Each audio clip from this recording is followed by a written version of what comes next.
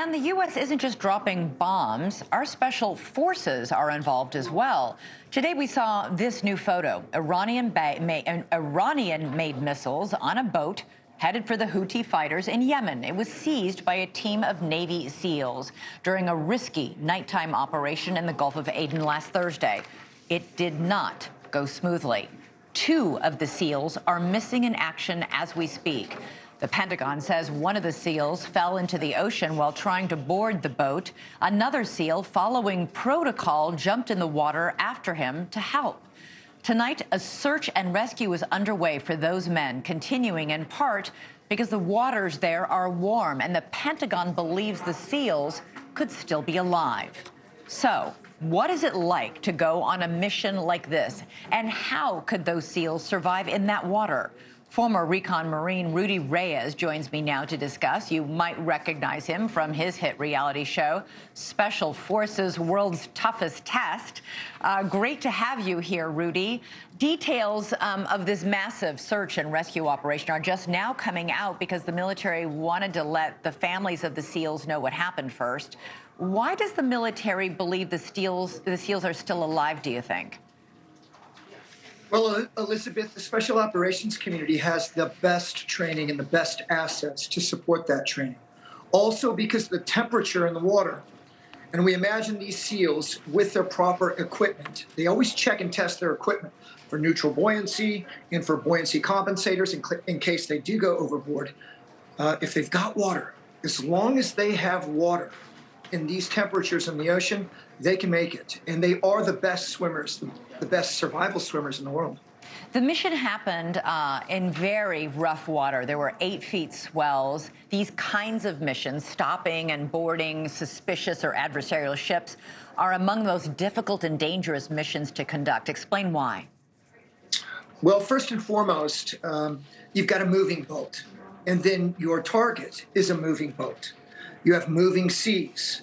These operations are conducted under the cover of darkness. Everything is wet.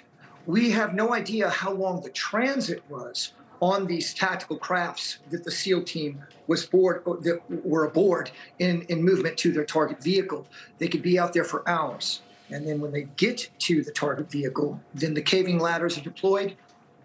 They're very small, they're thin wire and stainless steel, and heavily laden with both weapon systems, communications, and ammunition. These SEALs have to climb that ladder up. Very, very difficult at high seas. There's lots of moving parts. There's fatigue involved as well. So all of those things combined make it a very difficult mission. One of the SEALs was swept overboard in those 8-foot swells. The protocol is that another SEAL team member immediately jumps in after him, right? Well, all of these things would be briefed on the confirmation of ops brief. And these are professional special operations commandos. They plan for these kinds of contingencies. So whether it was his swim buddy, as they are known, his swim buddy immediately jumps in, or there is a position report immediately signaled so that we have a grid with a GPS. So after the mission. Now remember, there could be bad guys. There are bad guys on that ship. So first and foremost, you have to secure the area. And if you're taking fire, you must absolutely neutralize the threat, gain command of the vehicle, and then you can move into the search and rescue operations for your fellow warriors. First and foremost, secure the target. Yeah, and we have, the Pentagon hasn't released any details about whether or not there was a firefight on that boat as they were trying to board it. It was obviously heavily stocked with munitions headed to the Houthi rebels. We know that there was a drone overhead, helicopters were overhead watching and recording this whole mission. Navy SEALs are usually equipped with special gear, lights, emergency lights, tracking devices. Is it bad news, do you think, that we haven't found these 2 SEALs yet? Well, Elizabeth, we pray for the best and we prepare for the worst.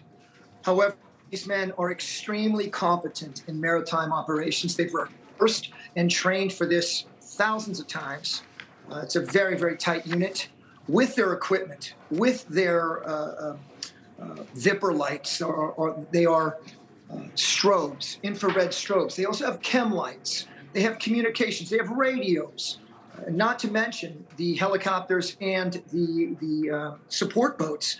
They have standard operating procedures for search and rescue operations. I still believe that these men have a shot at being alive.